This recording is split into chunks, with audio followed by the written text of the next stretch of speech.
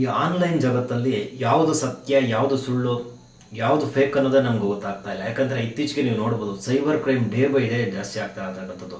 ಜನ ಇವತ್ತು ಏನಾಗ್ತಾ ಇದೆ ಅಂದರೆ, ಎಲ್ಲರೂ ಅಲ್ಲ, ಕೆಲವರು ಯಾರು ಈ ರೀತಿ ಒಂದು ಸೈಬರ್ ಕ್ರೈಮ್ ಮಾಡ್ತಾರೆ ಅವ್ರಿಗೆ ಹೇಳ್ತಾ ಇರ್ತಕ್ಕಂಥದ್ದು, ಕಷ್ಟಪಟ್ಟು ದುಡಿಯುವಂಥದ್ದನ್ನು ಬಿಟ್ಟು ಈ ರೀತಿಯ ಒಂದು ಮೋಸದ ಜಾಲಕ್ಕೆ ಅಥವಾ ಈ ಒಂದು ಮೋಸದ ಜಾಲಕ್ಕೆ ಬಡವರನ್ನ ಅಥವಾ ಏನು ರೈತರಿರ್ಬೋದು, ಸೊ ಇಂಥವ್ರನ್ನ ಟಾರ್ಗೆಟ್ ಮಾಡ್ತಾ ಇರ್ತಕ್ಕಂಥದ್ದು. ನಮಗೆ ಗೊತ್ತಿರ್ಬೋದು, ಲಾಸ್ಟ್ ಒಂದು 1 ಮಂತ್ ಬ್ಯಾಕ್ ಈ PM ಕಿಸಾನ್ ಸಂಬಂಧಪಟ್ಟಂಥ ಒಂದು ಆ್ಯಪ್ನ ಶೇರ್ ಮಾಡೋದಕ್ಕೆ ಕಳಿಸ್ಕೊಟ್ಟು ಅದ್ರ ಮುಖೇನ ಸಾಕಷ್ಟು ಜನ ಅಮೌಂಟ್ ಕಳ್ಕೊಂಡಿರ್ತಕ್ಕಂಥ ಉದಾಹರಣೆಗಳು ಸಹ ಸಾಕಷ್ಟು ಇರ್ತಕ್ಕಂಥದ್ದು. ಸೊ ಸ್ನೇಹಿತರೆ, ಯಾವುದೇ ರೀತಿಯ ಒಂದು ಗೊತ್ತಿಲ್ಲದೆ ಇರ್ತಕ್ಕಂಥ ಲಿಂಕ್ಗಳು ಬಂದಾಗ ಅದನ್ನು ಬ್ಲಾಕ್ ಮಾಡಿ, ಗೊತ್ತಿಲ್ಲದೆ ಇರ್ತಕ್ಕಂಥ ನಂಬರಿಂದ ಬಂದಿರತಕ್ಕಂಥ ಇನ್ಫಾರ್ಮೇಷನ್ನ ಬ್ಲಾಕ್ ಮಾಡಿ, ಯಾವುದೇ ರೀತಿ ಲಿಂಕನ್ನು ಓಪನ್ ಮಾಡೋದಕ್ಕೆ ಹೋಗಬೇಡಿ.